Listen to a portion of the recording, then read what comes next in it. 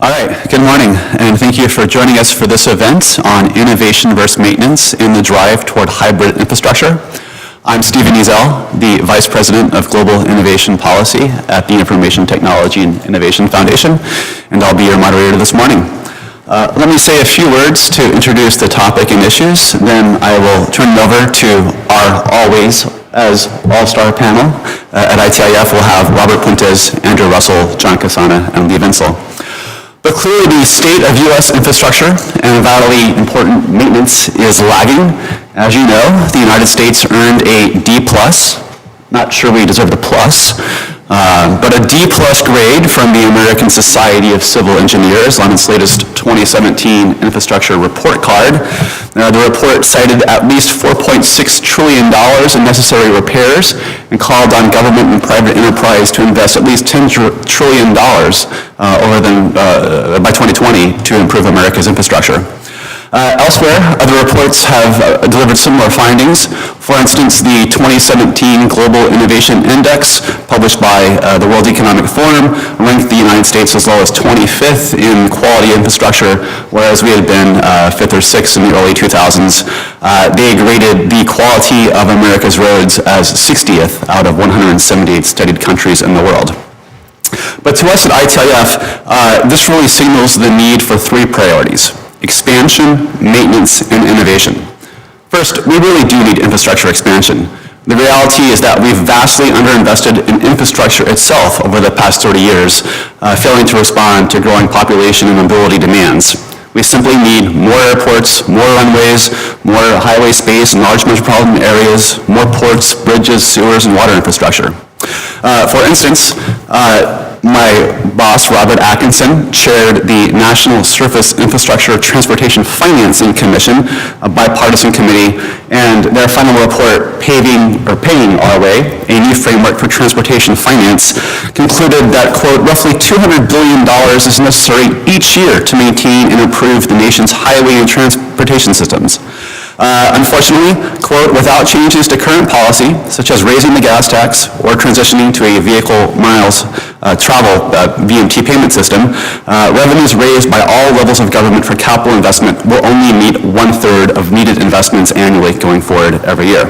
So we need infrastructure expansion. However, as Andrew and Lee so passionately, and I think correctly argue, we also have to focus on maintenance, on caring for our already deployed infrastructure and maximizing its productivity, efficiency, and utilization. And here we think that there's a complementarity between innovation and maintenance.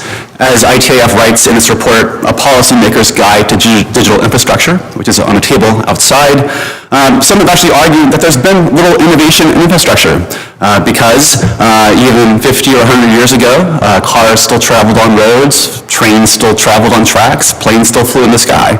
But the reality is a new generation of smart ICT, information and communications technology-enabled solutions are transforming our ability to better manage roads, bridges, sewers, electric grids, etc.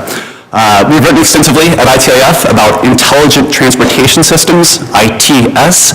This is applying ITC to the physical infrastructure so that we build an infostructure aside the infrastructure with things such as computerized adaptive traffic signal lights, which studies finds can reduce congestion by as much as 40% in urban centers.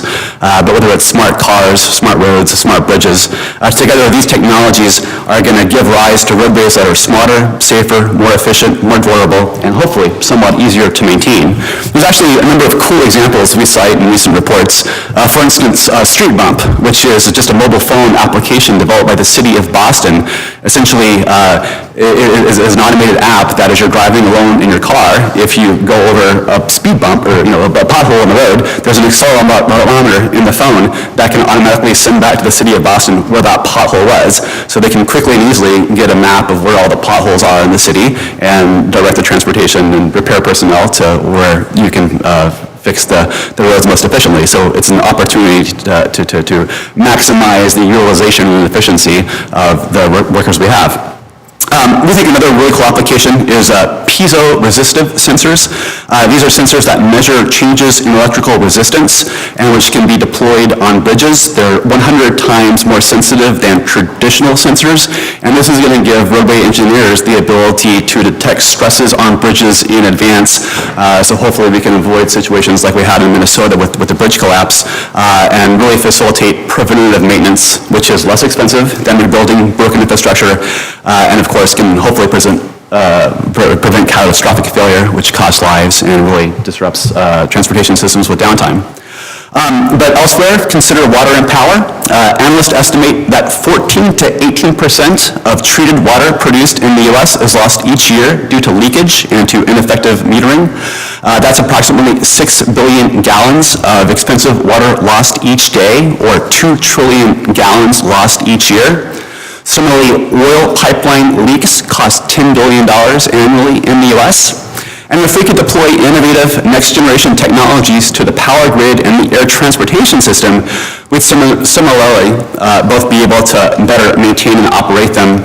For instance, the Electric Power Research Institute estimates that dynamic pricing and other smart grid capabilities have the potential to deliver average annual economic benefits of $30 to $50 billion to the U.S. economy due to improved efficiency over the next 20 years. Similarly, the FAA estimates that failure to implement the next generation air traffic control system is going to cost the U.S. economy $22 billion a year in lost economic potential by 2022 and reduce our air traffic capacity. So, in conclusion, from ISO's perspective, we see more complementarity between innovation and maintenance as the key for the future. A couple of policy recommendations on how we can make this better happen. First, we call on state and federal agencies to develop strategies for how they can support digital infrastructure in the areas they influence or manage. For instance, the Department of Transportation should develop a comprehensive innovation strategy that articulates how they can promote the rapid deployment and adoption of proven intelligent transportation systems across the U.S. and the states. Second, the robust development and deployment of hybrid digital infrastructure will require a streamlined regulatory environment. Outdated and costly regulatory policies designed for infrastructure of the 20th century may impair the development and deployment of the 21st century infrastructure. For instance, one of the most significant barriers to widespread smart grid deployment has been an overall lack of a coherent and comprehensive national energy strategy designed to streamline existing policies and regulations. And finally, we need to increase investment and funding for the deployment of digital infrastructure. ITIF has called on Congress to enact a cement and ships funding approach that would direct no less than 5% of the Highway Trust Fund each year to be devoted to the deployment of digital and ITS-based smart transportation solutions. So with that as an introduction, let me now turn the conversation over to our excellent panelists. I'll introduce them in order, and then we'll have them speak. First, we'll hear from Robert Puntes, who is the president and CEO of the Center for Transportation, a nonprofit think tank with the mission of improving transportation policy leadership. Prior to joining Robert was a senior fellow with the Brookings Institution's Metropolitan Policy Program, where he directed the Metropolitan Infrastructure Initiative. Before that, Robert was director of infrastructure programs at the Intelligent Transportation Society of America. Then Andrew Russell. Andrew is the professor of history and dean of the College of Arts and Sciences at the SUNY Polytechnic Institute in Utica and Albany, New York. He's trained as a historian of technology and is the author of the book Open Standards and the Digital Age, as well as several articles about the history of the internet, the Bell System Labs, and the politics and economics of standardization. Together with Leah Vinsel, he is the co-organizer of The Maintainers, a network of scholars and practitioners who are fascinated with maintenance, repair, and infrastructure. After that, we'll hear from John Cassana, who is the senior lead engineer with Booz Allen Hamilton and the director of the American Society of Civil Engineers, which produced the 2017 Infrastructure Report Card. He has more than 35 years experience, including leading infrastructure, water resource, and environmental management projects for numerous federal government and private sector clients. And last but not least, Leah Vinsel, who was an assistant professor of science, technology, and society at Virginia Tech University. Leah's first book, Moving Violations, A History of Automobile Regulation in the United States, will be published soon through Johns Hopkins University Press. Leah is broadly interested in the relationship between government and technological change and has written articles on a variety of these topics, including energy policy, innovation policy, and Safety and Pollution. And he runs the Maintainers Network with Lee. So with that, let me turn it over, Robert, to you. We'll have about 5-7 minutes of remarks, and then we'll open up to conversation. Thank you all. Great. Good morning, everybody. Thank you, Stephen, very much for the introduction.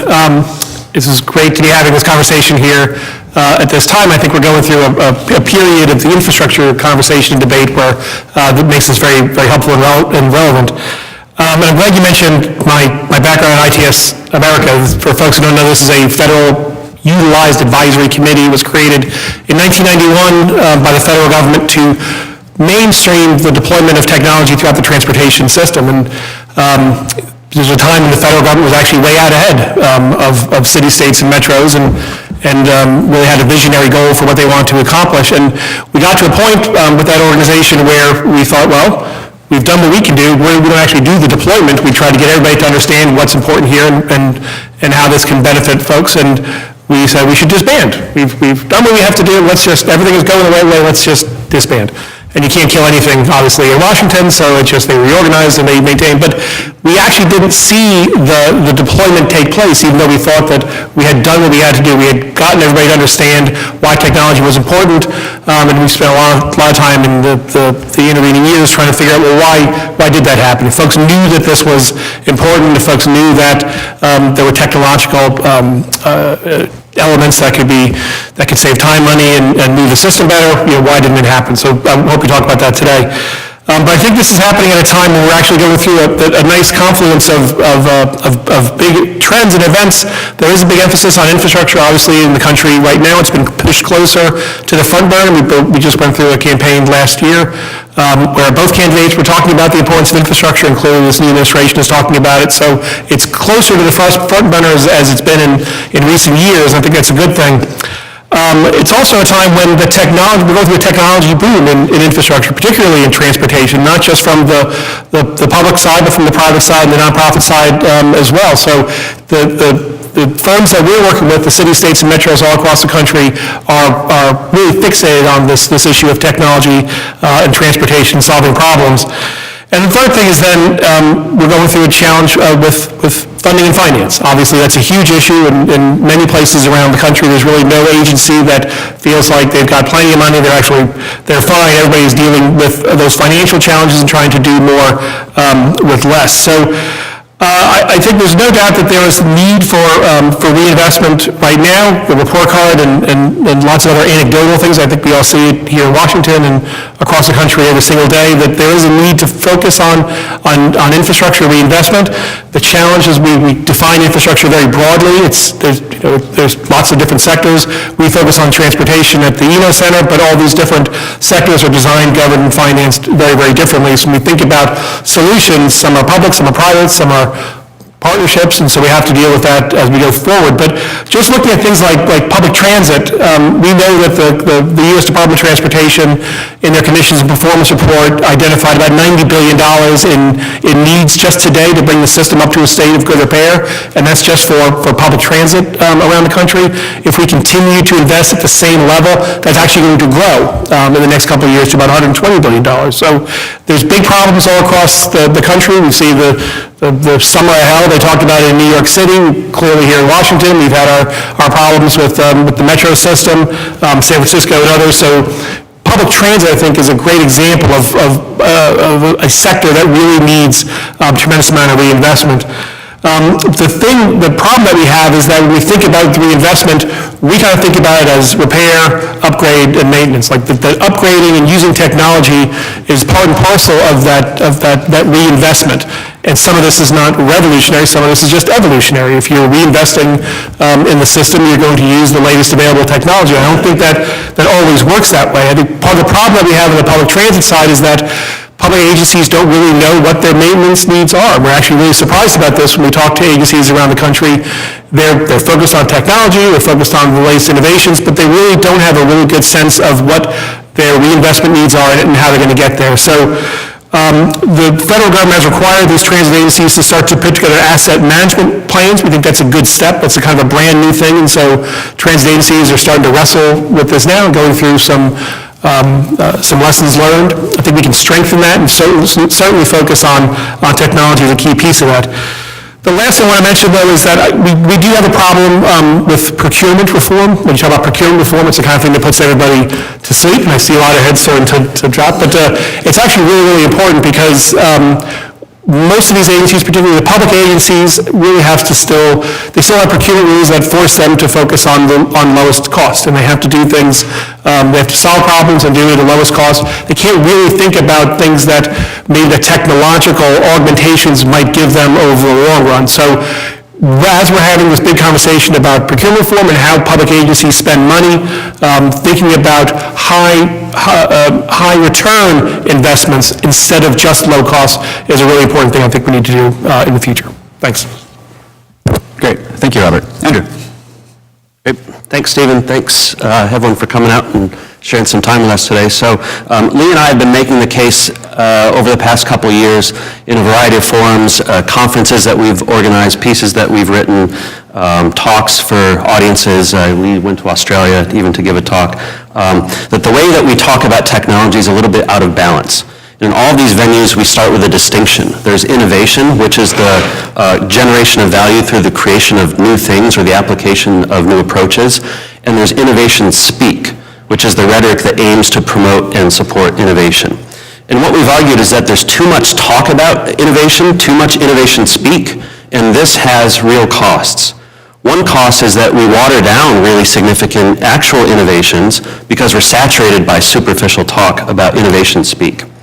But the second cost is the one that we're most focused on, which is that we're concerned by the things that we don't talk about because we're too focused on innovation. In a word, we're worried about neglecting what happens after innovation. We take technologies for granted when they work, and we get upset when they break. Too often, our culture neglects and undervalues crucial activities such as maintenance and repair, and we've heard about that already. We don't pay enough respect, and we don't pay enough in wages to the people whose labor and careers are devoted to sustaining infrastructures that work. So the argument that Lee and I have been making is quite simple. Maintenance and the maintenance of old technologies is more important for our daily lives than cutting-edge innovations. And so I want you to join me in a little thought experiment to think this through a little bit, especially if you're resistant towards this argument. Think about the infrastructures that you've used in the last 24 hours of your life. Your commute to work, the systems that sustain your various routines at home, even the environment in this building, in this room. And then consider, in that period of time, 24 hours, how much did it matter that these infrastructures had innovative components or features? And how much did it matter that they were well maintained? And I can tell you that the plane that I flew on down from upstate New York last night, I was perfectly happy to ride in an old plane that worked really well and had a crew of maintenance workers that made sure it got here safely. So the purpose of this thought experiment and the thrust of our work together has been to draw more attention to the social and technological and economic significance of maintenance. So if we're successful, you'll leave this event today thinking about what it would mean to adopt a maintenance mindset in your work. And I say your work deliberately because I'm assuming that many of you work in policy or technology or economics, and I'm hoping that many of the people in this room can influence this discussion as it moves forward. It's also important to apply a maintenance mindset in the rest of our lives as citizens, as family members, as members of our community, as administrators at universities in some cases, but I'm going to leave that to the side for today. So there's three specific ideas I want to talk about. And the first is infrastructure. Like we've heard already, we're thrilled that infrastructure is back in the headlines. It indicates a little bit of fatigue with thinking of technology merely as consumer gadgets and devices and apps, and thinking in a richer sense about what technology means to our lives. So it's an indication that our discussion about technology has matured. Unfortunately, infrastructure tends to come up only when it lets us down. And there's a lot of examples that we could talk about, from fires and train derailments to natural disasters that upset telecom and energy infrastructures. We're all familiar with all of these. The basic point that I want to make with regard to infrastructure is that there's no such thing as maintenance-free infrastructure. Infrastructure without maintenance is disaster. And our current policy and economic models for maintaining infrastructures, as we've heard, is broken. It's insufficient. So we need to think first urgently about how to allocate more resources towards the maintenance of existing infrastructures. I think Stephen's really laid out the case there and given some real flesh for those bones. At the same time, when we build new infrastructures, which I also agree is important, including these hybrid infrastructures that Steve and ITF have described so well, we need to factor in maintenance costs more seriously into the planning models, because those new infrastructures will also degrade. Okay, so it's not just time to build, it's also time to maintain and factor this maintenance mindset into whatever it is that we build. So infrastructure is one. Second is creativity. Innovation versus maintenance, as Stephen said, is in many ways a false dichotomy. Maintainers can be creative and come up with new ideas and new ways to maintain and implement ingenious ways to incorporate new technologies into old systems. And we've seen many examples where this is true, whether it's potholes, whether it's sensors, whether it's software to manage maintenance within large enterprises, the asset management movement that Rob referred to. Accounting innovations even, so how do we tally the costs? Are built assets actually an asset or a liability? I mean, there's ways to think through this with ingenuity that will really help the cause of maintenance. So I don't want to throw out innovation, I don't want to throw out creativity just because we're talking about maintenance. I want to make that clear. And it's important to capture not only the ingenuity of people who make new technologies, but also the ingenuity of the people doing the work, because they know what works and what doesn't well. And so bottom-up innovation and channeling bottom-up creativity when we're thinking about new approaches to maintenance is really important. So we've got infrastructure, we've got creativity, and the third and final point that I want to make has to do with partisanship, and it has to do more with how we talk about these things and the culture of maintenance than anything else. And Lee and I have discovered something really interesting and surprising when we've talked about maintenance in different circles. Both progressives and conservatives have a lot of affinity for the idea. They find it really appealing. Our progressive friends appreciate the idea that maintainers in our society deserve more recognition, whether it's technicians, nurses, teachers, janitors. They all do crucial work that sustains our society, and as I said earlier, we don't pay them enough respect and we don't pay them enough money. Our progressive friends also appreciate that a maintenance agenda can be also an agenda to empower women. Jane Garvey, who was the former head of the FAA, put this point really nicely. She said, and I'm quoting her here, "Infrastructure is central to most societal issues, forming the basis of social stability, human rights, freedom, and equality. American infrastructure must practice the same approach to gender inclusion that it applies to other facets of modernization. To put it simply, to build strong roads and bridges, we must invest in strong girls and women." So there's a parallel argument here for infrastructure and maintenance that we see in STEM education, that we need to bring more women into STEM education. I think that's been very clearly articulated as a policy goal. The same is true for maintenance and infrastructure work. So there's no question infrastructure management can advance some progressive goals. At the same time, our conservative friends see something familiar in calls to prioritize maintenance. After all, conservation is a key element of the word and the mindset of being conservative, and the conservation of traditions, all the things that have been handed down to us, has been at the heart of conservative thought going all the way back to its modern founder, Edmund Burke. And I'll read another quote from Gracie Olmsted, who's a writer, American conservative, who was commenting on Lee and I's work. She had this to say: "The job of maintaining the earth, its infrastructure, and its people is absolutely vital to our well-being and flourishing. We already have good things worth tending.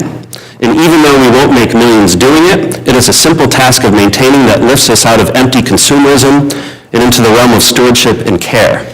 So the idea here is that no matter what side of the aisle you're on or what sort of interests you're promoting, there's something in the idea of maintenance that can do important work. And I think that's an important lesson for you to take home. So again, my message, I hope you develop a maintenance mindset and think about infrastructure as we have been and the possibilities of creativity. This is not a either or, and to think creatively about this issue of maintenance as something that has broad ideological appeal. Thanks. Great. Thank you, Andrew. John. Thank you, Steve, and members of Congress, distinguished panel, and ladies and gentlemen. As Steve mentioned, the ASCE produces infrastructure report card every 4 years, and the 2007 report card gave America's infrastructure a D+, which was the same grade as the 2013 infrastructure report card. While there were some of the 16 infrastructure categories that increased in their grade and others decreased, the overall remained the same. And in another report, a failure to act report, we found that there was a $2 trillion infrastructure funding gap between now and 2025 to correct these infrastructure deficiencies. So even if the $1 trillion that has been talked about by the administration and others materializes, there would still be a significant funding gap, other things being equal. If we fail to address this gap, there would be $3.9 trillion lost in U.S. GDP, gross domestic product, $7 trillion lost in revenue to U.S. businesses, and 2.5 million U.S. jobs lost, all by 2025. So it's critical that we address this. One of the initiatives that ASCE has put forth to address it is called the Grand Challenge, which would both drive down the total required costs and push to increase the available funding to close that gap. Innovative policy could be used to drive down the required costs. For example, awarding contracts on the basis of lowest life cycle cost as opposed to lowest capital cost would in the long run substantially reduce the costs required. Putting in performance specifications such as increasing the periodicity of when maintenance is required. You only have to resurface a road every 15 years instead of 7 years.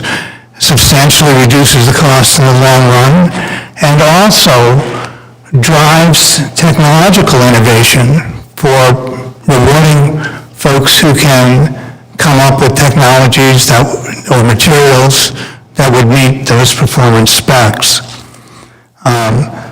So both from a policy perspective and a technology perspective, innovation is applicable.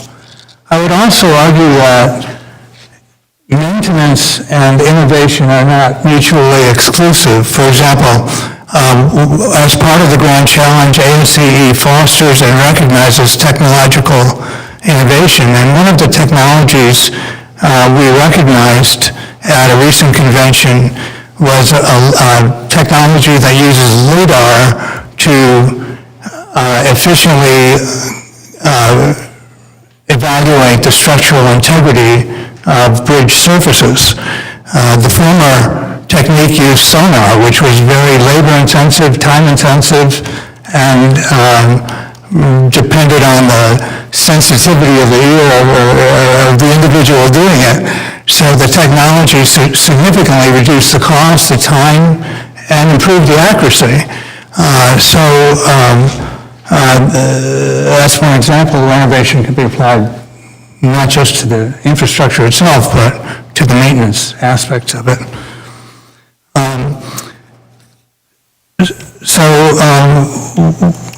The performance specs, life cycle costing, and innovation are, I think, the three key elements that would help to close this gap, even if the funding is required that we've talked about does materialize.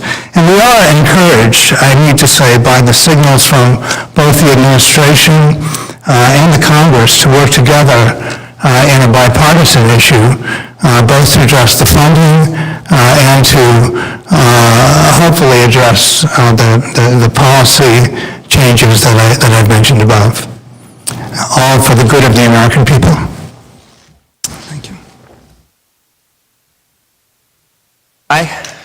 Thanks for coming out. Thanks for having us.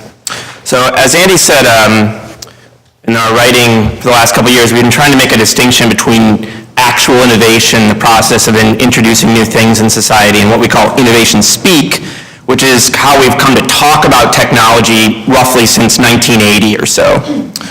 And it's important that innovation speak does not necessarily lead to actual innovation, particularly not transformative innovation. Now, when we started writing about the maintainers and innovation maintenance, people often suppose that we're opposed to innovation, to actual innovation. We're not neo-Luddites. We like cool gadgets. We're happy for essential, innovations that are a part of modernity, like antibiotics. Now, in the space of infrastructure, first as a grad student at Carnegie Mellon, then as a professor at Stevens Institute of Technology, now at Virginia Tech, I've had and have many friends who work in remote sensing, in infrastructural big data analysis, smart infrastructure, smart cities, all these cutting-edge technologies that are used to improve the maintenance of large-scale technological systems. And since Andy and I started working on the maintainers, we've met the CEOs and leaders of these new startups who are using digital technologies to improve maintenance. I'll highlight one, Argo, or the Advanced Research in Government Operations, which describes itself as a network of talented civic data scientists working towards building digital infrastructure architectures for next-generation digitally native public services. So Argo has built digital systems to manage street quality and pothole maintenance, pothole camera sensors, and to assist with decision-making around water in California. Now, I like the Argo team, and I'm guardedly optimistic about many initiatives around remote sensing and smart infrastructure of all sorts. Though as a historian of technology, I'll say that if the past is any indication of what will happen in the future, a lot of the technologies that are being talked about right now will turn out to be hype and will not amount to much, right? Think flying carts or whatever. But setting aside this hard reality, where we can make improvements to infrastructure and infrastructural maintenance, we should do so. We should encourage actual innovation if it's a benefit to society. In our writing, Andy and I often point out that according to really strict definitions of economic definitions of innovation, crack cocaine was a significant innovation in the 1980s, right? The word innovation does not say whether it's a benefit or not. Now, one risk of focusing too much on new systems, and this is a risk of innovation speak more generally, is it can lead us to underestimate the amount of change and improvement that's happened in the past. Underestimating the past in this way is a recurrent theme in Robert Gordon's 2016 book, The Rise and Fall of American Growth, the U.S. Standard of Living Since the U.S. Civil War. He points out that in most sectors, current work on digital technologies will only marginally improve on the huge advances we made in the past, especially between the period of 1870 and 1970. Think about roads for a moment. In the period between 1890 and 1910, the United States had few roads, most of them were dirt. The cutting edge in American cities was macadam roads, which was crushed rock held together by tar. Asphalt was virtually unknown in many American communities. The spread of cement roads would wait until the 1920s and the 1930s. Over the last 130 years or so, many companies and fundamental institutions like the Bureau of Public Roads, the Federal Highway Authority, the Transportation Research Board, the American Society of Civil Engineers have done innumerable hours of work to spread new knowledge, best practices, technical standards for how roads are made, built, inspected, etc. And I think it's against this background we have to consider hybrid infrastructures and digital technologies. Remote sensors are cool and potentially important, but are they as transformative as cement? I don't think so. So when we talk about new technologies today, unless you think that robots will soon be doing all the road work, which I don't think, we're often playing at the margins, okay? Now, when Andy and I talked to Chuck Marone, who I'll talk about more in a second, the head of an organization called Strong Towns, he joked that we know infrastructure is falling apart. With remote sensors, we can have really fine-grained images of decay, right? There's a mismatch between technology and maintenance. So I go on about the American Society of Civil Engineers infrastructure report card, but we've already talked about that. I think between 2013 and 2017, we went backwards in some categories like dams. We went from 14,000 dams in the U.S. being high hazard to 15,500. The amount needed to repair that has gone from 21 billion to 45 billion. But I think the numbers are actually more depressing on the local level. So Andy and I have been really impressed and influenced by this guy, Chuck Marone, which is the head of Strong Towns, a nonprofit organization that supports models of development to make cities financially strong. Marone wrote a blog post, which we reposted on the Maintainers blog, called A Letter to POTUS on Infrastructure, which I think every American citizen should read. As he notes, when the federal government pays for a highway interchange or an extension of utilities, local governments gladly accept the investment, and the only thing the local government must do is promise to maintain the new infrastructure, a bill that won't come due for decades. This leads to perverse incentives and action. Marone writes, Strong Towns did a financial study of the city of Lafayette, Louisiana. We found that the city had public infrastructure with a replacement cost of $32 billion in comparison to a total tax base of just $16 billion.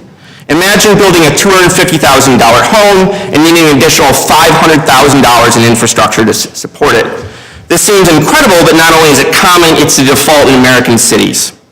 End quote. And for this reason, many localities across our country are facing crippling debt, even bankruptcy, as a result of infrastructure and the need to repair it. Now, as a people, we simply have not faced up to the need to maintain, repair, and care for the things we've built. We have chosen not to care for the things we've inherited from our ancestors that have been handed down to us.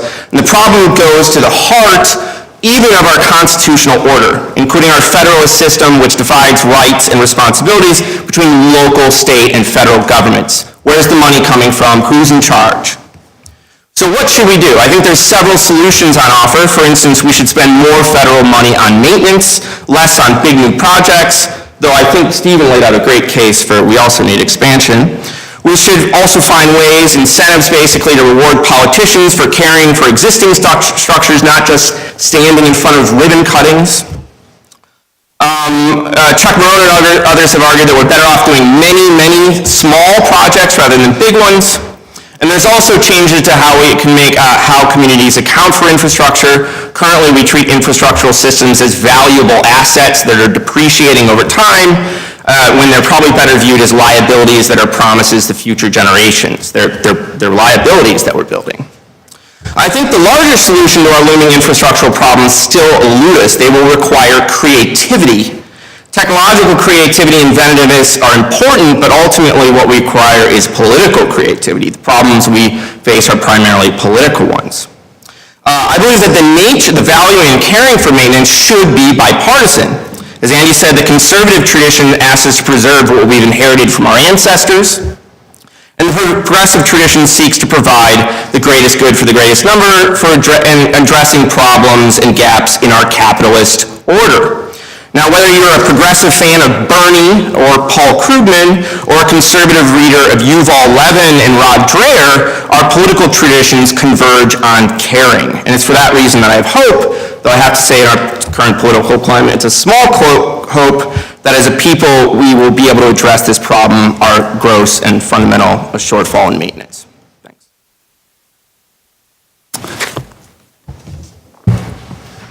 Excellent. Well, thank you, Lee, and to the panel. That was a great opening set of remarks. I am going to ask the panelists if they would like to respond to anything they heard from a fellow panelist. But before I do that, let me just offer a few reflections that I had. First, Lee, with regard to invoking Robert Gordon, of course, as a representative of ITIF, I have to channel my boss, Rob Atkinson, and think, what would Rob say if he were on this panel? And the first thing he would have done is to fiercely contest anything that Robert Gordon has said or written. And we did an event on this, but we think Gordon's book, The Rise and Fall of American Growth, really entirely misses the impact that ICTs have had on the modern economy, really underestimates the potential that they have to transform existing industries and sectors. To us, the reality was recently shown by the World Bank's Digital Dividends Report, which found that fully 20% of global economic growth over the past 15 years can be directly attributed to the application of information and communications technologies across the global economy. You look at countries like Kenya, applications like mobile banking with M-Pesa. The World Bank study recently found that M-Pesa has lifted 2% of Kenyans directly out of poverty, and that 78% of the GDP of Kenya flows through mobile phones every year. So what ICT really represents is a global platform for commerce, exchange, and communication that to us is the equal of the physical infrastructure, which you rightly talk about. But we would just put the importance of ICT as equal alongside, the highway and the physical infrastructure system that we have in the United States. I think you guys also, talk appropriately about the difference between innovation speak and innovation reality. Before I joined ITIF, I had co-founded a research and innovation consulting firm called Pure Insight, and we work with Fortune 500 companies on innovation strategies and methods. And in your article, Held and Maintainers, you quote Bruce Nussbaum from Business Week, who we once worked with, and Bruce famously said, innovation as a term has become so commonly used in the business world that it's totally lost, it's devoid of all meaning. Clearly, there's a risk with the term innovation, and I can say this, working for the Information Technology and Innovation Foundation, that if we're just talking the talk and not walking the walk, then this is problematic. We released a report this summer called Enabling Customer-Driven Innovation in the Federal Government, which proposed a number of ideas about how government agencies themselves can become more innovative. And one of the statistics that shocked me in there was that while many leaders in federal agencies talked about bringing innovation to their organization, only 38% of government workers in the survey had actually been asked by their bosses how their organization could become more innovative. So the point is, if organizations, whether in business or in government, don't have formalized processes and methods to think in a structured and systematic way about how we can become more innovative, and there's a whole set of tools that exist in the world today, like the 10 types of innovation methodology developed by Larry Keeley at Dublin, the TRIZ methodology, the value proposition canvas developed by Osterwald and Pignor. There's structured ways we can think about how to become more innovative. But if organizations aren't training their employees in how to use these tools, then we're not going to get innovation. So to us, innovation is like a muscle, right? Like infrastructure. Either you use and develop this skill set and this muscle, or it atrophies and dies. And so I guess that's we agree. You can't just talk about innovation. You have to live it and make it a reality. Anyway, with that, other thoughts from me, the panelist, that you had on your co-panelist remarks, or I can ask some questions.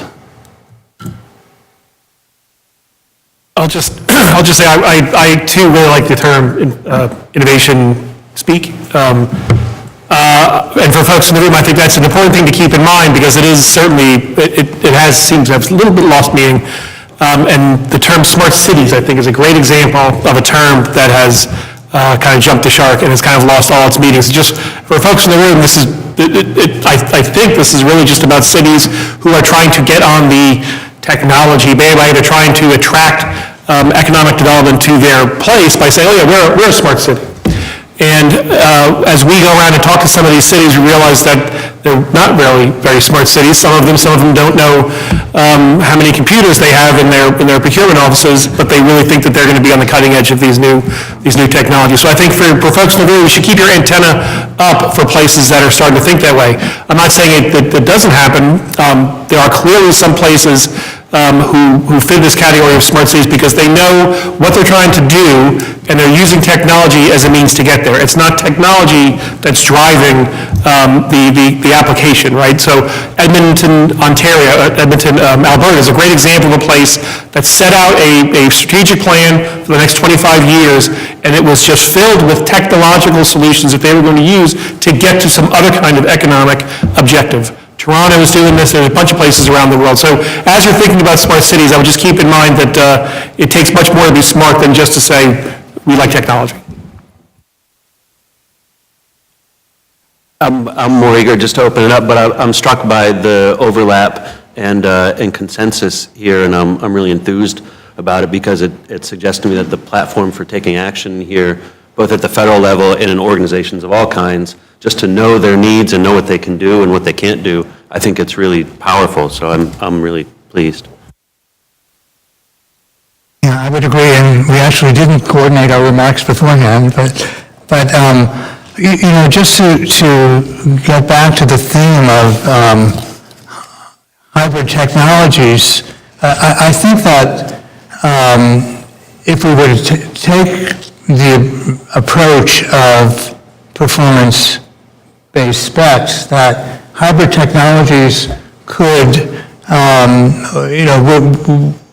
those that were proven to be cost-effective versus conventional technologies on a life cycle cost basis would make the grade, and market forces would drive it. And that's I believe, the approach that we should take.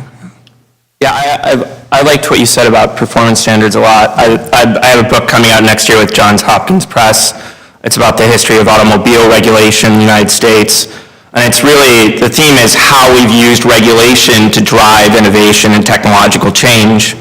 And what it turns out to be is all about using performance standards. So kind of contra to the progressives who focus too much on research funding, I think, and the conservatives who have libertarian ideas about how airbags are going to get in cars. I think we can use performance standards both through procurement and through regulation to really push technology much farther than we have today. I'd like to see that very much in infrastructure. Great. So let me just ask one question, and that will give you in the audience time to cogitate and formulate your own questions, and I do expect a robust set of questions from our audience today, so think up some questions. But I think one dimension this conversation really brings to bear is the reality of the fact of broad underinvestment on the part of the United States. And we see this in a number of areas. If you've been to any ITIF event before and heard me talk, you will know that it would take the U.S. federal government investing $65 billion more per year in federal R&D investment to match investment as a share of GDP as we had in 1983. So closer to $200 billion a year instead of $140 billion a year. We've actually fallen to 9th among the 39 OECD countries in national R&D intensity. This is how much countries invest in R&D as a share of GDP. So we're underinvesting in science and innovation. We're also underinvesting in workforce training. Other evidence shows that U.S. companies' investments in workforce training have declined by 30% in absolute terms over the past decade. In terms of U.S. businesses' investment in capital equipment and structures, over the past decade, we invested 1/10 the amount we did over the previous decade. So the point is, whether it's infrastructure, science, education, training, we as a society are underinvesting. Our generation is not recognizing the quota that was put forward several generations before, that the investments that they sacrificed to make were the investments that created the jobs, industries, and occupations for today's generation. So how can we as a society tackle this broad underinvestment challenge we face? How can we increase the narrative that this matters? Well, one of the things we've done to try to at least raise the issue is the quadrennial infrastructure report, and that report card gets quoted literally hundreds of times a day in newspapers throughout the United States. So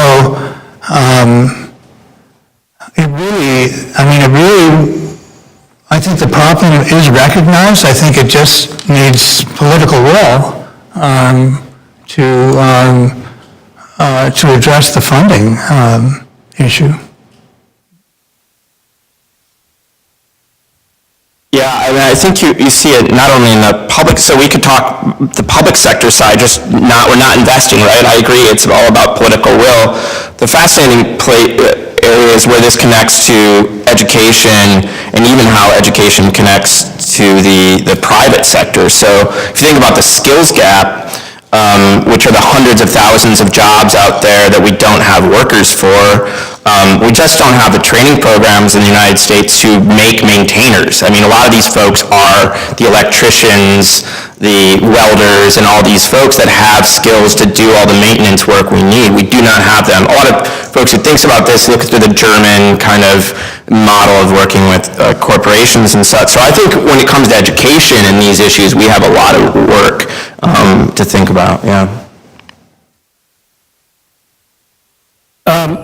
I'll say that I think that we do need to get a sharper definition of infrastructure. I know this sounds like something only a pointy-headed think tank person would care about, but it actually really does matter because these different sectors, some of these sectors have a very heavy public sector role, some of them have a very heavy private sector role.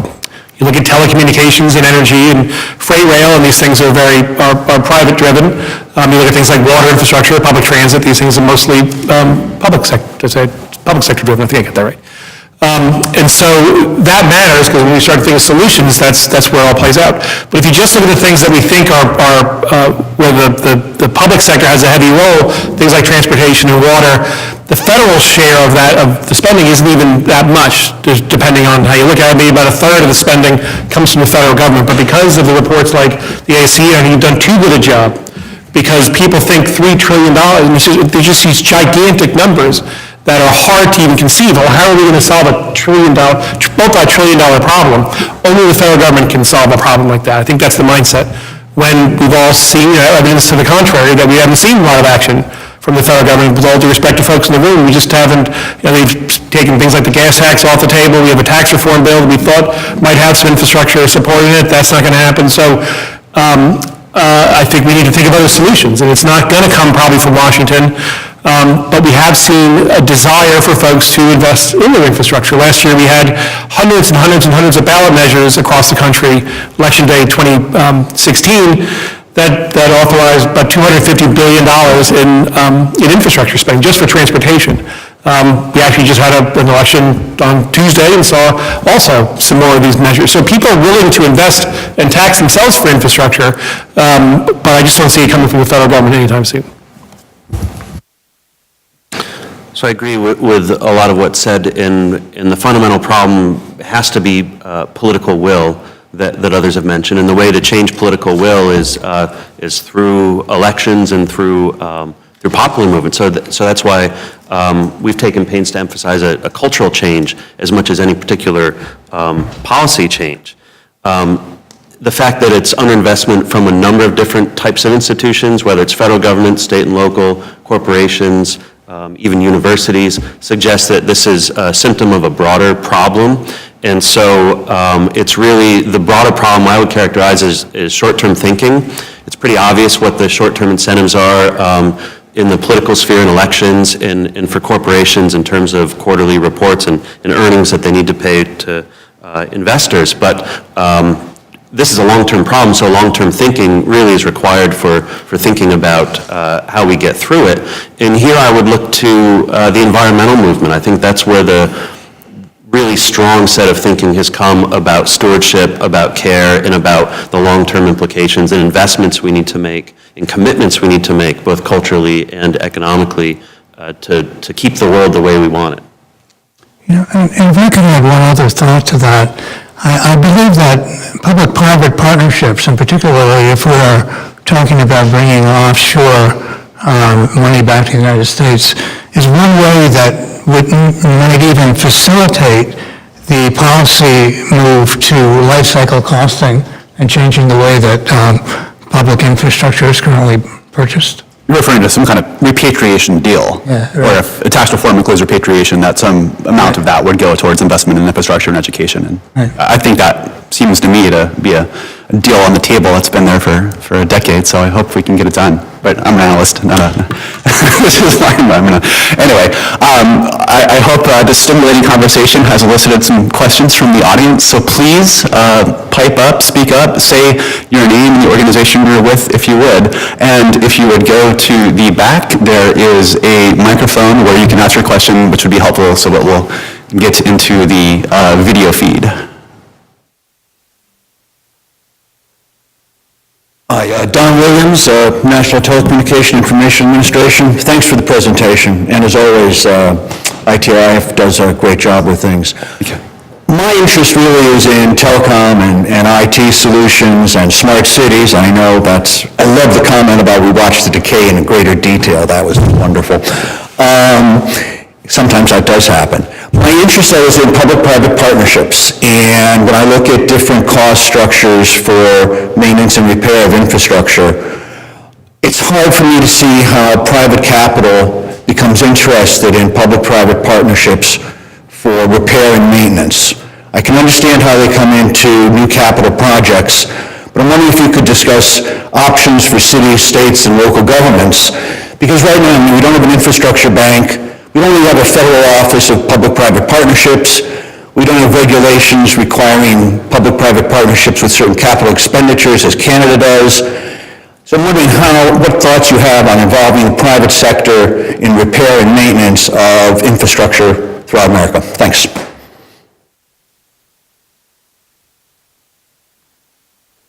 I'll just say that you're right, that we've got to be careful about how we think about the private sector role in public infrastructure, because they're looking for a financial return. We just need to acknowledge that, and that's fine, because America is great. So there may not be a lot of interest in some rehab projects. That's the fact of the matter. But there are ways that you can look at rehabilitation projects that might have something that the private sector is interested in. Like what's happening in Northern Virginia here, across the river, where Interstate 66 coming into the city needed to be rehabbed, needed to be fixed. And the state of Virginia could have done it the traditional way to do it, just widen the road, and at the end of the day, it doesn't really solve the problem to begin with, but they solicited it out for bid, and they wanted to see if there were any kind of private sector interest in doing something different.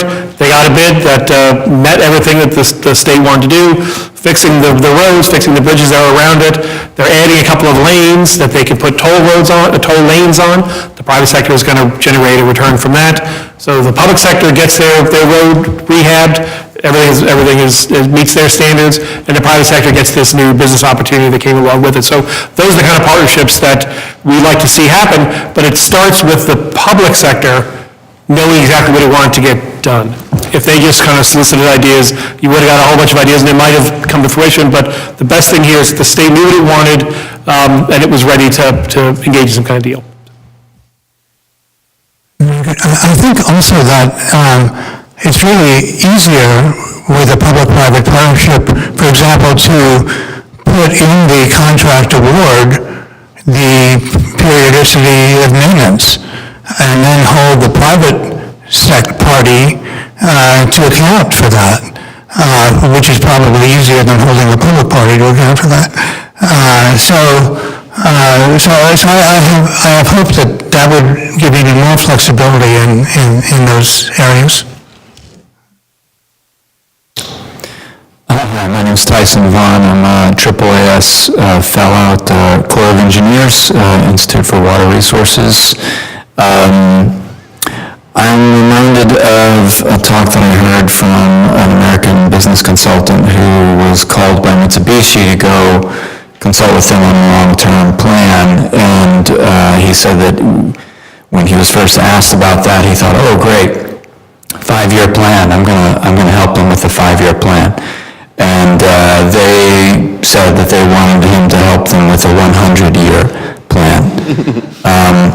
I mean, it seems like, just the part of what we're talking about is a sort of cultural thing. We here in the U.S., we're so focused on what's immediately in front of us, and another sort of form of infrastructure, for example, is investment in disaster mitigation, for example, disaster planning, and that we don't see that happening to the level that it should, and so then a disaster occurs and we have to spend more than we would have otherwise at that point. A couple of concrete suggestions were mentioned about sort of making the maintenance long-term life cycle phase of a technology more visibly valuable. You mentioned focusing more on a high return investment instead of a low cost investment. John mentioned focusing on life cycle costs rather than upfront costs. I'm wondering, sort of short of having maintainer talks everywhere all the time, I'm sort of thinking in my head, there's sort of three different areas that I think need to be addressed that you're all talking about. One of them is sort of public sector, formal, how do we do things, how do we deal with funding and so forth, rules and regulations. Another is private sector, how do we get investors in the private sector to see the value of the maintenance, as well as the cost, of course, versus the upfront. And then the third piece is this sort of broader cultural sort of discourse and just way of, perspective, the way of looking at systems.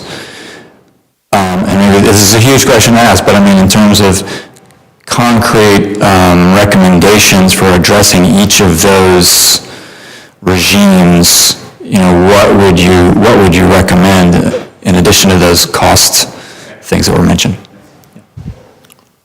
That was helpful, thank you for that.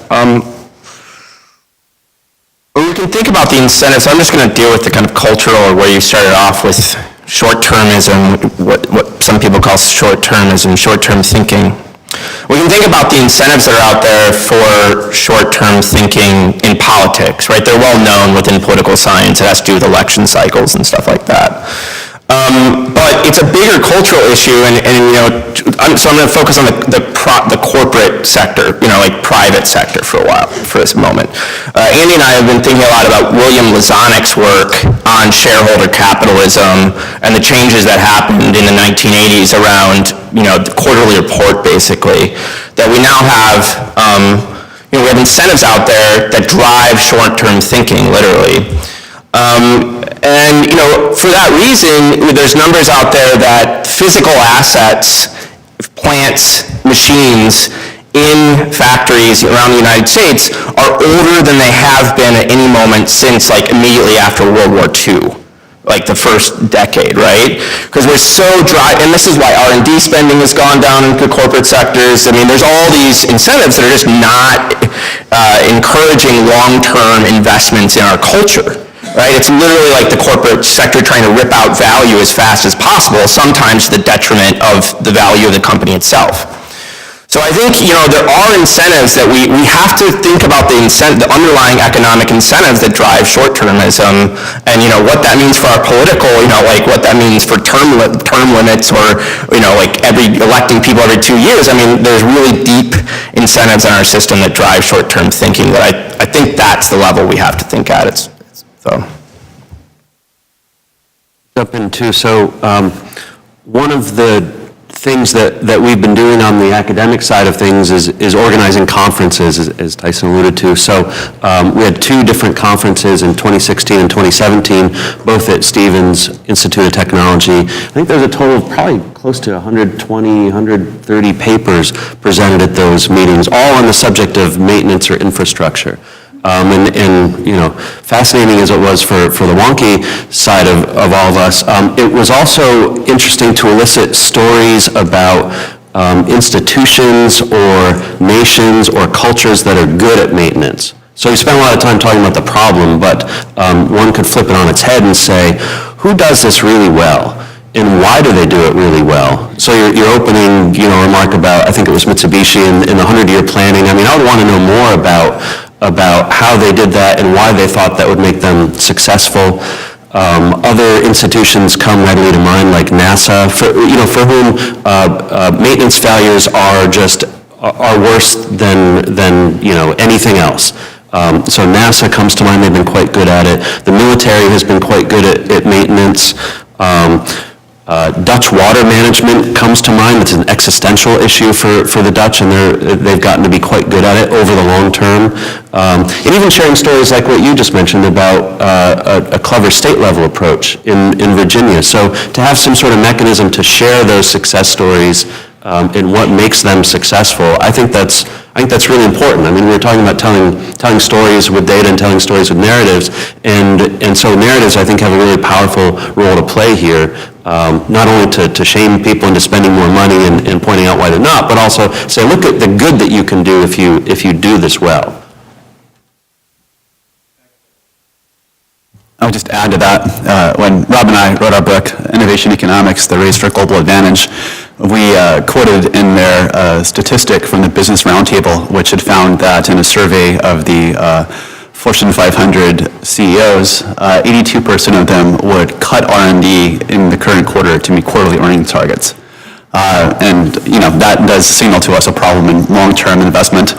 Even the CEO of BlackRock Capital the other day on an interview on CNBC said, like, we got to change the capital gains tax to have some reflection of how long positions are being held and kind of the value that they're generating for society. But beyond that, another good point, book you should read is The Betrayal of American Prosperity by Clyde Prestowitz, and he points out what I thought was a very important point. In 1982, the NACD, the National Association of Corporate Directors, changed the fiduciary responsibility of corporate boards of directors from the previous 5 stakeholder focus on communities, employees, workers, and shareholders to full stop shareholder value is the number one responsibility. So I think assessing some of those types of issues will help. But at the end of the day, the reality is that corporations do respond to incentives, and there are a number of market failures around investment in the future. We know that companies' investments in R&D spill over to society. Their investments in workforce training spill over when employees move. And that's why ITIF has called for the creation of an Innovation and Investment Tax Credit, an IITC, that would roll up in one company's investments in R&D, workforce training, and capital equipment and structures into expanded tax credit. So that idea is on the table. We've written about it extensively. But the one thing I would say, especially now as Congress looks at tax reform, is simply thinking about broadening the base, lowering the rate will not be sufficient. We have to preserve incentives for investment in R&D and workforce training, et cetera, as part of the tax code in the future. Stephen Bayless, Intelligent Transportation Society of America. I've got a question about the use of the dashboard, for example, ASC's dashboard. And ITS America, for example, did a report card a couple years ago on just traffic signal maintenance, like what percentage of municipalities maintain their traffic signals. And I say maintain, that means whether they update the signal plans to change with traffic pattern changes. So about 10% of most traffic congestion is actually caused by traffic signals because they're not maintained. So it seems like it's an easy fix, but you'd be surprised. The question I have, and I know, doing the report card on a federal level, my question, it's important that this is done because I think it does change the culture, at least reminds policymakers. But I'm curious about what the process would be at the state and local level, where most infrastructure decisions are made, and whether there are models to do dashboards or report cards, not just of, where are the gaps in terms of infrastructure maintenance, but even in like where are the gaps in processes. So like, how many contracts might be let, they're performance-based, that kind of thing. Does anyone on the panel sort of have any insight into how things are done, within the state and local, within the planning communities in this respect? Yeah, so AFC, as I mentioned, does produce a national report card every 4 years, but report cards are produced at the state level intermittently between those 4-year. And there was one, and they are produced by our sections. Usually, the sections usually conform to the political boundaries of a state or, and in this case, the D.C. area.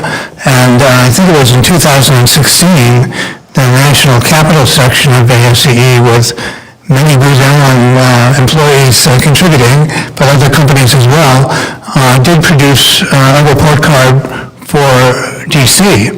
And that was done in close coordination with the various transportation and other infrastructure agencies at the D.C. government level, and was released with fanfare here on Capitol Hill. But again, that's done throughout the country. And those reports, I might add, are not, they use the same methodologies that are used at the national level, but they don't really feed into the national report. The national report card starts from scratch and is produced every year. So I hope that answers your question. And there are a couple of examples, I think, that they pop up from time to time, and then they disappear when mayors leave, or governors leave, or State Department transportation heads leave. So I'm racking my brain trying to think of some. I think Washington State had one for a while, but there are examples on the metropolitan level, on the city level. Los Angeles has an Office of Extraordinary Innovation that they've started. There's a buzzword for you. But they're starting to, that's an intentionally ambitious title because they're trying to do a lot of things we've talked about here. That's probably the best example, I think, now in the country. It's not comprehensive. It's not everything that LA Metro does. It's focused on just a certain number of projects, but a lot of people are looking at that for maybe some examples for the future.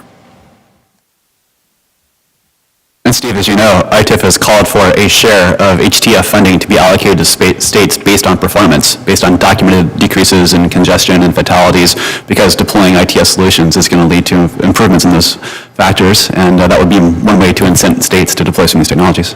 And I think, and that was part of the follow-up question is, in the last transportation reauthorization, there was a push for performance measures, but those performance measures aren't linked to for example, funding or any other incentives. Do any of you have any sort of opinions as to how effective that might be, or what are the advantages or potential disadvantages of that approach?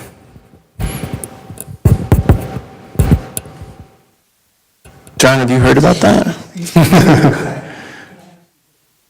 Oh, sure. So in the last transportation reauthorization that Steve mentioned, the issue of performance measures, performance measures not just with infrastructure maintenance, but also with operations, for example. Those performance measures are typically just, it's a reporting requirement of the states, the MPOs, but they're not necessarily linked to any sort of incentive. So there's, state doesn't necessarily get increased funding or they might get a pat on the back. I guess the question is, is there any debate amongst folks as to how effective linking the incentives might be? Or are there some disadvantages of that? You choose the wrong performance measure, you might... Clearly, and frankly, there are incentives now built in for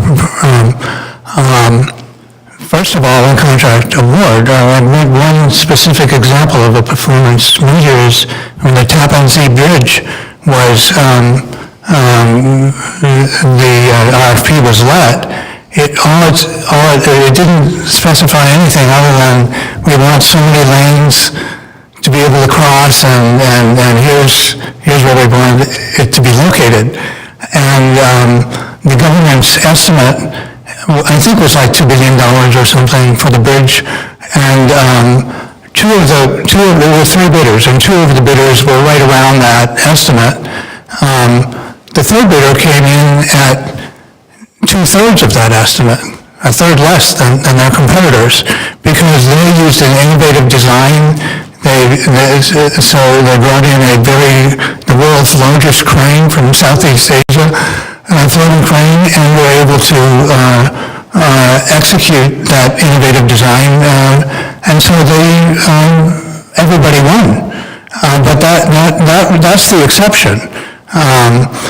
There are also performance contracts, performance incentives built in terms of timing now very frequently, that ahead of construction, completion of construction ahead of schedule is incentivized with an award.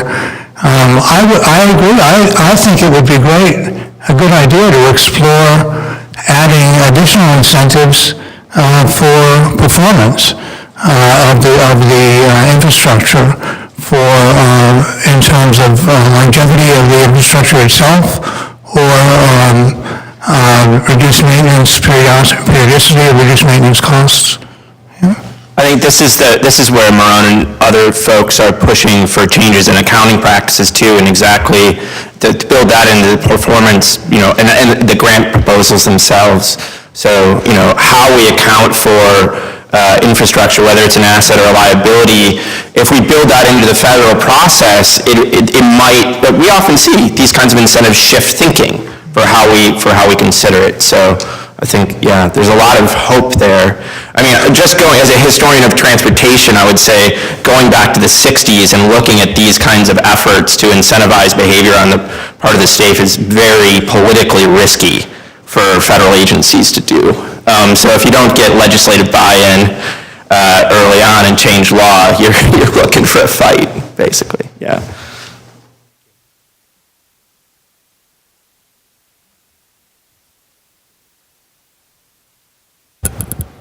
Hello, David Pickrell, and I wear about a dozen hats at any given time in smart cities and smart transportation.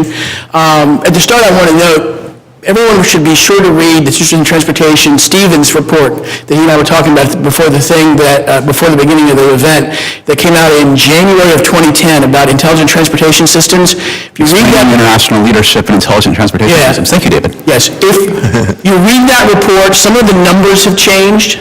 The administrations have changed, the Congresses have changed. Pretty much everything in that report 7 years ago is pretty much true about the gap between the U.S. and the rest of the world in smart transportation. But I'm up here to ask a question, and the question I want to do is set up a little bit of a hypothetical, based on what all of you guys have said today. If you were able to get industry and academia and the legislative branch and the executive branch and the governors and all of these stakeholders and investors in particular, Robert, per your point, in a perfect world, where would you suggest starting when we actually start to move from the talk world we now live in to the doing world? Where would you each pick as your kind of favorite to start, if you have one or could suggest one? I think it's starting in cities. I think that cities throughout the country are engaging in new kinds of problem solving that are spanning traditional programs and partners. We talk about public-private partnerships. It's not just transactions around certain deals, but it's new. They're kind of open for business. You can look at a city like Washington when it comes to infrastructure and transportation, all kinds of new kinds of partners that are coming in, whether it's car sharing and bike sharing and Lyft and Uber, and we have Metro, all these things that are happening at the same time. And the cities don't have the luxury of states or the federal government and kind of kicking the can down the road. And so they are, I think, where a lot of the best ideas are coming from now. And I can tell you from a lot of the work that we do, we go around and talk to a lot of these folks, and there is an insatiable demand from them to learn from one another right now. They come into Washington and they don't want to go and meet with their delegation anymore, with all due respect. They want to meet with other constituency groups who are representing these cities because they want to hear, well, why did that project fail in Kansas City, and how can I tailor that for my place here, and what went right in Chicago with that thing, and how do I, so that's really what's going on right now. It's a really wonderful climate for, I don't say innovation, but for those kinds of new ideas that are starting to spread around, and it's these cities that are being linked up and learning from one another. Cities, I would agree with cities. I guess I would add the caveat and advocate for states a little bit more because, just because of where I live in a almost rural region, the cities don't really do a whole lot. There's not even really cities to speak of in central and upstate New York, except for a few. So the organizational capabilities just aren't there.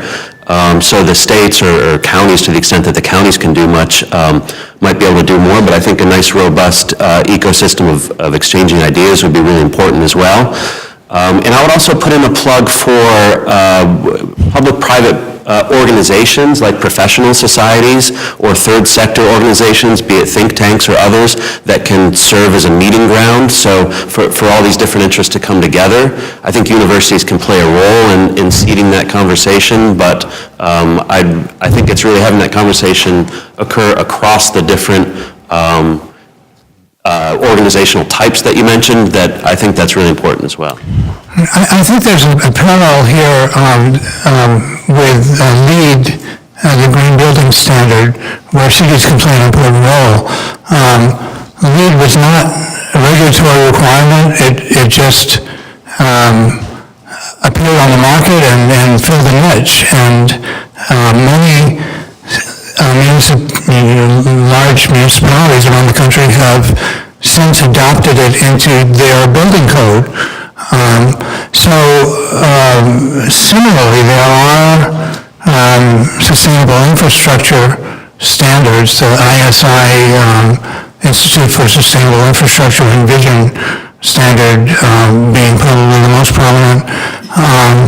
which are following in those footsteps. And I think that cities, again, can play an important role in moving this forward by adopting such sustainable infrastructure standards as part of their codes. I feel like we're just so in the hole with infrastructure right now. I think that's what the infrastructure report card shows us again and again. And in computer science and other fields, there's this notion of technical debt. It's the thing you buy or build, and now you got it, and now you have to put money into it. And I think really we just have not come to grips with what our infrastructure costs and dealing with it. And I like the conversation, how it's gone here a lot. I think it's not just federal, it's state and local. I also think that when we think about using federal monies to improve or reinvest in our infrastructure, there's a lot we can do with performance standards and these other things to drive innovation. So when we're improving those things, we're using the best technologies that we have available. But I think we're so in the hole that where we need to start is getting back up to some level of sanity, and then we can talk about where to go from there. Thank you, gentlemen. All right, let's take 2 more questions, and then we'll wrap it up for the morning. Hi, my name is Eric Smith. I'm with the U.S. Economic Development Administration, and so for us, thinking about the intersection between infrastructure and economic growth is something that we do both at the policy level and through funding. My office in particular is focused on economic development through technology commercialization and entrepreneurship with small and growing businesses. So curious to hear your thoughts on the role of startups, and particularly technology-focused startups, in both expanding and maintaining infrastructure in the U.S.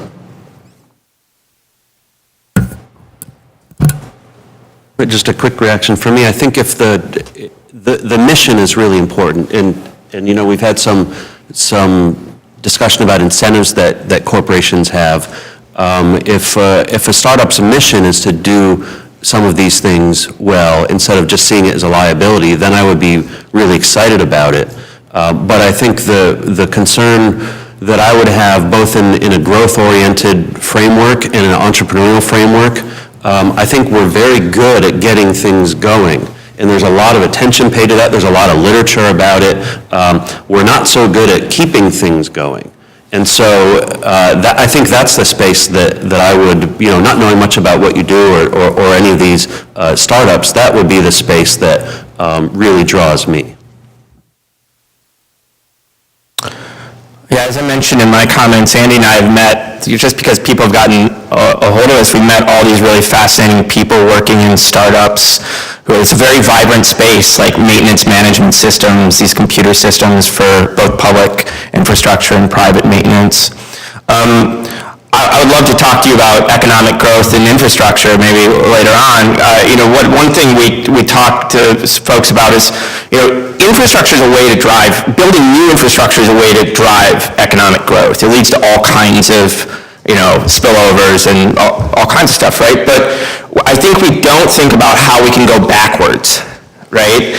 That we build things into processes of doing things and we get productivity out of that, but if we don't take care of it, we can lose that, And the example I like to go to is an old high school friend now works for the brewing company Sierra Nevada, okay? And Sierra Nevada ships its beer by rail. Well, the American rail system is so lousy, and the carts rattle so much that they have to put extra packing material in with their beer to make sure it doesn't break. That packing material takes space, so they're shipping less beer for every container, right? And so we just think about all the ways that our degraded infrastructure actually harms economic activity. It's huge, and so I think we have to find a way to talk about that better. I would love to talk to you and other people who are economists. I'm a historian, right? About how we think about that and where we find those numbers, because I think we're just probably massively underestimating the harm we're doing ourselves by not investing. Thanks. Just one more thought on that point, or two thoughts. One, you should definitely check out a Reason Foundation study, which found that reducing congestion and increasing travel speeds enough to improve access by 10% to key employment, retail, education, and population centers within regions could boost their production of goods and services by 1%. Sam Staley over there might have some more data on the startups. And Steve Bayless, ITS had done a report looking at the jobs impact, potentially, of ITS, as I recall. David, I don't know, but you might look at this report, which was trying to look at the number of jobs that could be created from new intelligent transportation systems, because it might point you in the direction of some of those startup companies doing that. Yeah. Go ahead. Hi, my name is Thalia Valcanos. I am with the office of Maggie Hassan, Senator Maggie Hassan from New Hampshire. I'm also a former environmental engineer and also the past president of the American Society of Civil Engineers New Hampshire section. So New Hampshire, as John mentioned, sections do their own report cards, and New Hampshire has not done very well. It's pretty much on track with the national report card. Our grade was a C- overall, and that just came out last year. But now that I've kind of switched roles from being an engineer, now I work with an actual policymaker. Everything that you've been saying today, all the panelists today, I totally agree with, and I think the audience is everything you're saying is very well received to this audience. But my question now, and this kind of goes back to like the cultural question we had earlier, what advice do you have for policymakers to make their constituents actually see the value in investing in infrastructure? Because I think if we knew the best answer to that, we wouldn't be in the situation that we're in right now. But what advice would you have for me to take back to my boss and say, this is how we can get our constituents to really care about doing this, because I think that's still such a huge problem. So I just kind of want to hear your thoughts on, what advice would you have to go directly to a policymaker and say, this is what you should do? And hopefully go from The there. first thing I would do is to take back these figures. $3.9 trillion of lost GDP, $7 trillion of lost business revenue, and 2.5 million jobs lost by 2025 with no action. So that sets the stage. And then, I don't know, it probably isn't a silver bullet, but to the extent that we can begin to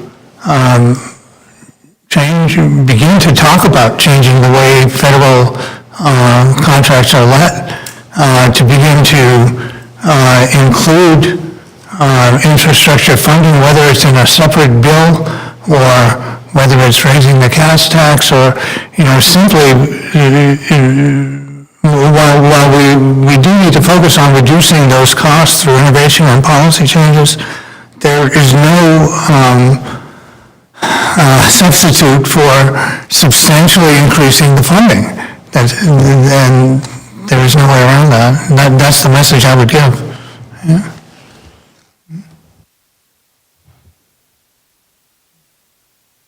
I would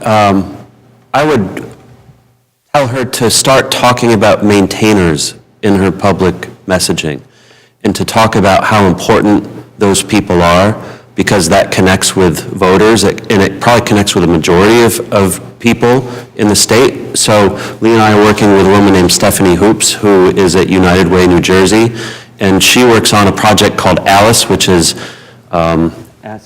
Asset limited, income constrained, employed. It's basically the working poor.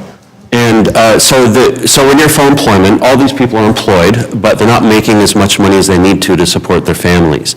And she's done this ingenious thing where she's organized occupations and incomes, and they fall into a pyramid. In the bulk of the pyramid, the base of the pyramid, are people who do maintenance-oriented work, who just keep things going all the time. So, I would first connect with those people and make sure that they understand that they're valued. And then that discussion does a couple things. One, it it makes them feel good and it gets support, political support, which is really important. But it's also a way to then take a very short step to start talking about infrastructure more generally. Societal infrastructure and then physical infrastructure. And then, then you can get into some of the, by the way, this costs a ton of money, then you can get into those discussions, but I think the human connection is really fundamental. Yeah. Andy, when I give maintainers talks all over the place, the way this usually comes up is someone will inevitably ask me, like, how do you make maintenance sexy? All right? I'm like, I don't know, make a term like maintovation, have an ad campaign with like professional wrestlers flexing in front of bridges. I don't know, like, what's the answer? But I do think we need to find, incentives, but also ways of communicating about successfully keeping things up. I think the ribbon cutting, this kind of the ribbon cutting paradox, there's so many incentives to do the new thing. How do we create narratives and images, little images that you can share over social media of success, right? And success that people connect to their daily life and say, this is improving my quality of life. I think it was the Transit Center in New York, or someone connected to that organization, they did like a kind of performance art piece where they did a ribbon cutting in front of a totally degraded subway station in Manhattan, to highlight where it goes. So I think we do need to think about like how we create those narratives and images to talk about well-maintained things and how it's contributing to people's daily lives in a very concrete way. Just quickly, so I agree with all of this. I think that I don't think we're that far apart. I think that a positive affirmative message is what people are looking for. And we see this at the ballot box, as I mentioned, on election day, 80%, 75% of these measures for infrastructure pass. And the ones we see that don't pass are the ones that are trying to solve a problem, right? It's trying to solve traffic congestion in Los Angeles a bunch of years ago, and that thing didn't pass. They passed one last year because it was very aspirational. It's all about global infrastructure and positioning ourselves better and all that kind of stuff. So a positive affirmative message, I think, but what was talked about here is the right way to go. And then framing it the right way. I love the Transit Center ribbon cutting. Governor McAuliffe, I think, cut a ribbon in front of a variable message sign over the summer. So not doing in the way they did before in traditional infrastructure, but celebrating these new technologies and recognizing that these things really, really, really matter. Thank you all very much. Thanks. Let me make one final point by way of conclusion and comment. I mentioned I had worked in the private sector doing business innovation and consulting before. So we work with companies like UPS and Harvard and Bank of America on their innovation strategies. And one thing that was clear was that the people running innovation in these companies were talking to senior leaders who didn't understand innovation at all, because the people running the businesses were MBAs who had been trained in the 70s and 80s on quality and lean and didn't know anything about innovation. And I think in the transportation sector, in perhaps a similar way, the people often running state transportation departments maybe are civil engineers who aren't trained in some of these new innovation thinking methods or ICT skills. You talked about raising the pay for the maintainers. We talked about performance incentives. Is there anything we can do possibly? It was said that Bill Clinton's greatest strength was he made change safe, right? He created a safe environment in which people could experiment with innovation and change. Is there a way we could connect the concept of providing some of these performance incentives to those actually responsible for transportation management at the state or city level, so that if they succeed in deploying these technologies that decrease fatalities and congestion, that we can either give them recognition or increases in performance pay? Yeah, I think the root of that problem goes deeper than just of an incentive fix. One of the things that ANCE did this year was produce Dream Big, 3D film, which was had its world release at the Smithsonian, but it's now been seen by more than 1 million people and is released in China and going strong. And it takes a lot of vignettes of inspirational vignettes of young engineering student that started a company to build walking bridges in third world countries next to major innovative infrastructure projects as a way to change the way that the public, and particularly young people, view engineering and value engineering. So that's, I think, in the long and probably a generational approach, or there may be nearer term things as well. But I think that that's really what we need because frankly, your water comes out of the pipe.